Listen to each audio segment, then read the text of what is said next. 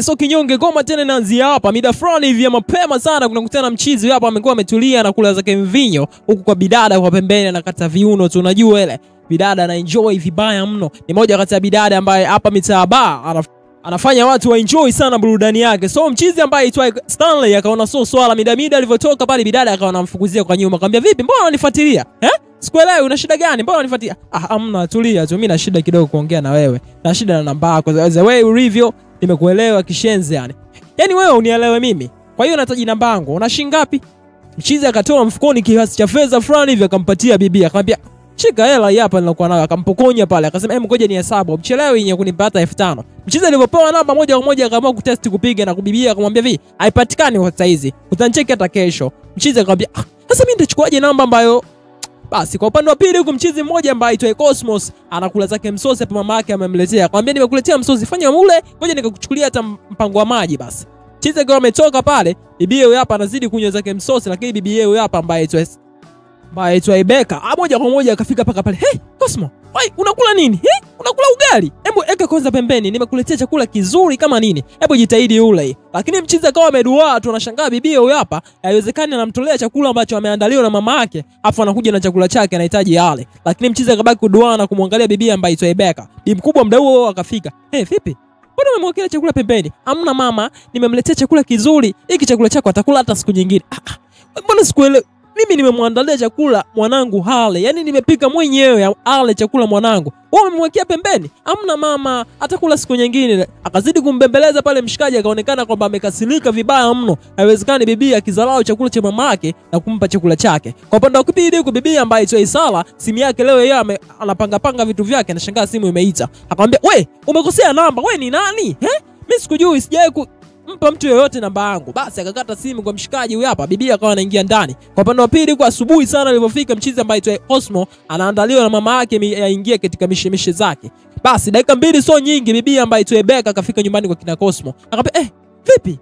Amna bana mama mkwe nimefika kumwangalia Cosmo yupo. Akamwambia tayari ameshaondoka muda kabisa. Furahi basi mama. Ngoja mimi nikusaidie hata kazi. Basi bibi akaanza kumsaidia kazi pale nyumbani kwa kina Cosmo akiwa anaendelea kufagia pale nini ili aendelee unajua ile nyumbani kwa mama mkwe lazima ujitambe nini ufanye kila kitu. Basi bibi kipindi uko ndani anapika mshikaji akarudi sasa akamwambia bi mkubwa nishakusuhia achana kabisa na mambo ya kufua nguo zangu mimi mwenyewe naweza nikafua. Hapana sijafua mimi amefua Beka muda huo akatoka ndani akamwambia mimi ndo nimefua afu mama chakula tayari nimeshakiandaa kila kitu fanya mpango ingie ndani ule sawa. Basi fanya uwai na wewe kazini maana umechelewa kitambo. Basi akawahi kazini pale na dada yake ndugu yake akishangaa amekasirika vibaya mno. Yaani wewe unajua kabisa muda wa kufungua kazi lakini mpaka saa hizi ulikuwa unachelewa ulikuwa wapi? Amna bwana nisamee bwana ndugu. Yeye nakujua tabia yako kila siku yani sikuelewi kabisa. Dada ambaye aitwa Rebecca akazidi kuongea pale na dada yake. Basi walivyomaliza pale na huo simu yake ikawa inaonekana imeita pale. Akamwambia, "Vipi nani anakupigia? Nimekwambia umekosea namba. Wewe huyo achana naye kama ikiwezekana mblock kabisa." Muda huo basi bidada ambaye aitwa Isala akaonekana kwamba muamala umeingia katika simu yake. Akampigia tena simu mshikaji. Nimeona asante. Vipi? Amekutumia hela? Amenitumia hela. Basi tena mzee. Si unajua masuala ya muamala mzee ikishaingia. Penzi likaanza kutala dadi vibaya mno. Bidada hali wala halali. Muda wote kuongea tuna mshikaji ambaye aitwa Stanley. Basi mzee bidada anapenzika vibaya mno na leo hii hapa mshikaji ambaye aitwa Cosmo na Rebecca wamekuja katika bar ile palace. Kama unavyojua bidada huyu hapa ambaye aitwa Rebecca anamkubali sana Cosmo lakini Cosmo akamuita kwamba Sala njoo. Hebu nikuhudumia nini lakini dada yake akamwambia kwamba achana naye nitamhudumia mimi. Akamwambia Suria shika hii hela mpe chochote anachotaka kunywa. Basi mchizi ambaye aitwa Cosmo kaonekana anaondoka. Basi baadaye bidada ambaye aitwa Sala akamfuata Cosmo akamwambia kwamba hebu naomba basi mheshimu basi dada yangu. Anakupenda yani mimi naelewa anakupenda anateseka sana yani. Bwana mimi namwambia kila siku apunguze tabia zake. Mimi sijipendi sana tabia zake. Sawa usipende tabia zake wewe ndo wakumuelekeza. Kwa hiyo fanya hivyo ukubaliane naye. Basi mchizi ambaye aitwa Cosmo baadaye akamfuata bibi ambaye aitwa Rebecca akazidi kuomba msamaha pale. Akamwambia basi mimi ni shida na wewe basi mimi nimekusamehe mimi nakupenda kwa nini sasa nilete ugomvi na wewe? Chochote utakachonifanyia mimi kwangu mimi kiko sawa tu. Basi wakaamua mdogo waondoke. Leo hii hapa asubuhi sana bibi ambaye aitwa Rebecca nyumbani kwa kina Cosmo anafika pale anaambiwa na mama yake Cosmo kwamba ameshaondoka asubuhi sana. Lakini jana yake kwamba alishazungumza kwamba leo hii hapa wanahitaji kutoka. Mama yake na Cosmo akajiuliza sana hivi huyu mwanangu kwa nini anamfanyia huyu binti hivyo? Kwa upande wa pili huko mchizi ambaye aitwa Stanley anazidi kuongea na bidada ambaye aitwa Sala. wanazungumza mambo mengi sana, maana penzi lishataradadi right now. Yani ya mambo ya confire vibaya mno, na mshikaji ambaye tu Stanley anakubali sana huyu bibi. Na leo hii hapa bibi anamwambia kwamba nimeongea na Stanley, ananiambia kwamba anahitaji niende Lagos. So wewe Lagos unaenda kufanya nini? Una ndugu yeyote huko? Hapana, naenda kumfuata huyu hapa. Ameniambia anahitaji niende. Sasa mimi nitafanyaje? Wewe utajua mwenyewe. Kama unahitaji kwenda, nenda sawa. Basi bibi ambaye Rebecca naye akawa anatoka nje, lakini anawaza vibaya mno. Kuna sasa mimi hapa kijijini na mimi nateseka tu na mapenzi. Kwa nini nisiende tu huko mjini? Akamfuata mdogo wake akamwambia kwamba basi sawa, nimekubali. Kama vipi tujiandae kesho twende wote huko Lagos. Basi haina shida. Ngoja mimi hapa nijiandae nipange vitu ili tuamue tuondoke wote kwa pamoja. Basi na bidada ambaye Rebecca moja kwa moja kakaa zake kwenye kiti pale. Leo hii hapa asubuhi sana, si unajua ile right now ile first day unaingia town unaona magorofa. Bidada ambaye Rebecca anashangaa magorofa vibaya mno, lakini bidada ambaye Sala amelala tu kwenye gari muda wote. Mara ghafla akafika paka maeneo husika boze kwenye ile apartment ambayo anakamchizi ambaye Stanley. Basi bibi ambaye Sala akapiga simu. Mshikaji ile kipindi anatoka bibi akamnyoshia ile anataka kumuoa, lakini sasa mchizi anachokishangaa kwamba yeye anamkumbuka bibi ambaye Rebecca kwamba yeye ndo ambaye alimuomba namba na ambaye alimvutia kwa kipenzi yake. Basi akamkumbatia bibi ambaye tofauti kabisa ambaye alikuwa anazungumza naye. Hivi ashumu wewe kibongo bongo inakukuta hii hapa hii kwamba unaona kabisa Allah lani mchumba wako anachukuliwa na ndugu yako, alafu mwenyewe unaelewa na yeye anaelewa namna gani kwamba wewe ndo ulikuwa unazungumza naye.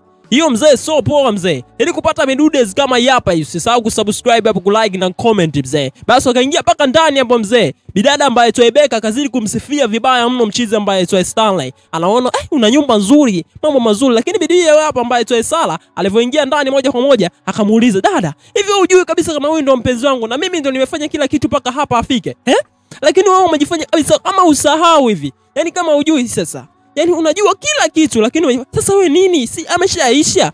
Wewe niachie tu. Mambo yote yatakaa sawa. Kwani una shida gani? Yeye ndo ananijua mimi na mimi ndo nilikupa namba. Wewe si unaniambia ni mbroko. Nenda bwana. Basi baadaye midabida fulani hivi ya usiku wakatulia pale mezani wanazidi kupata msosi mzee. Kipindi wanapata msosi pale bibi ambaye Sala akamuuliza kitu mshikaji ambaye Stanley, "Vipi biashara zako zinaendeleaje?"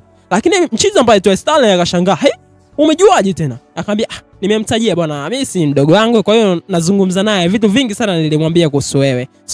So mbaya." Basi sawa.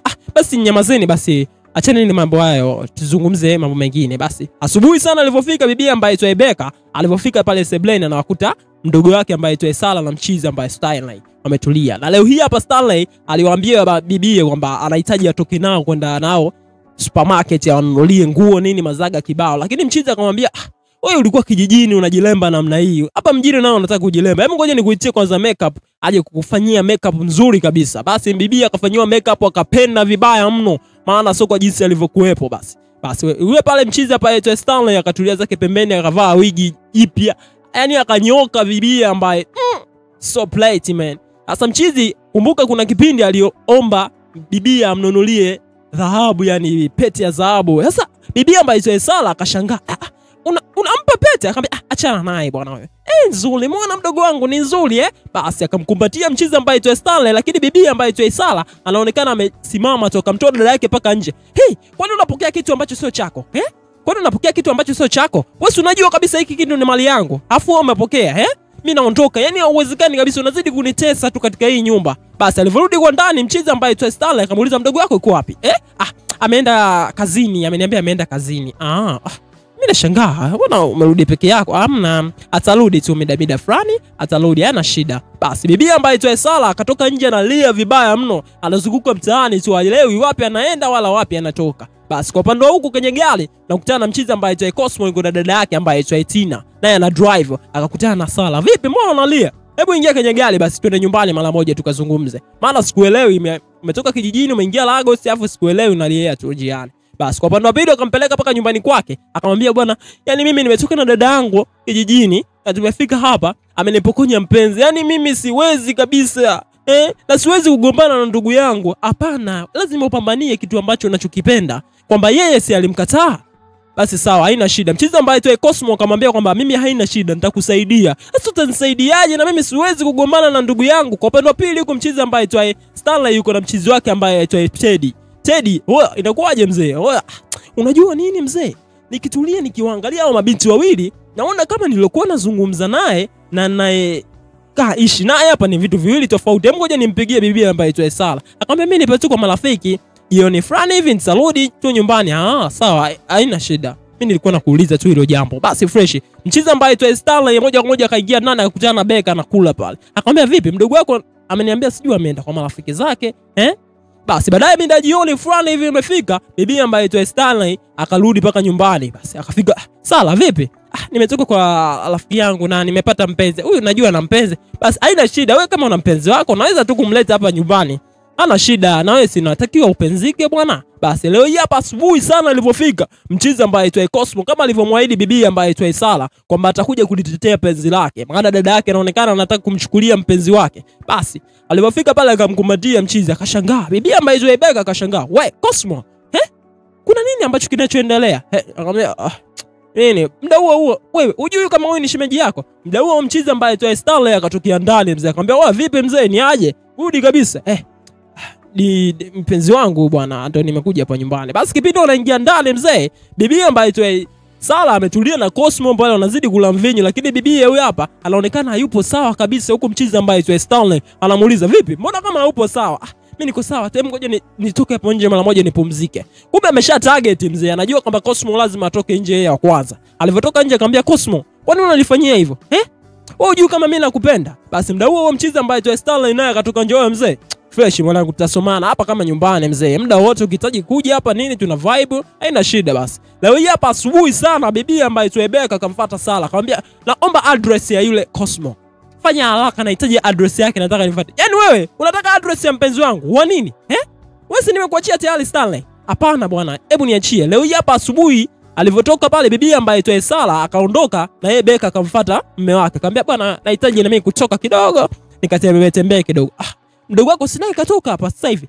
Basi sawa. Ngoja na mimi nimwahi, naweza labda tukao tunaenda wote pamoja." "Basi sawa baby, I love you." Basi ngoja niwahi basi nje chap. Basi bibi ambaye aitwa Beka naye asubuhi sana naye huyu anaonekana anaondoka. Kumbe bila kujua mchizi ambaye aitwa Stanley kwamba bibi anahitaji kumfuatilia yule bibi ambaye aitwa Sala paka hajue mpenzi wake ambaye aitwa Beka anaishi wapi mzee. Hii ni hatari.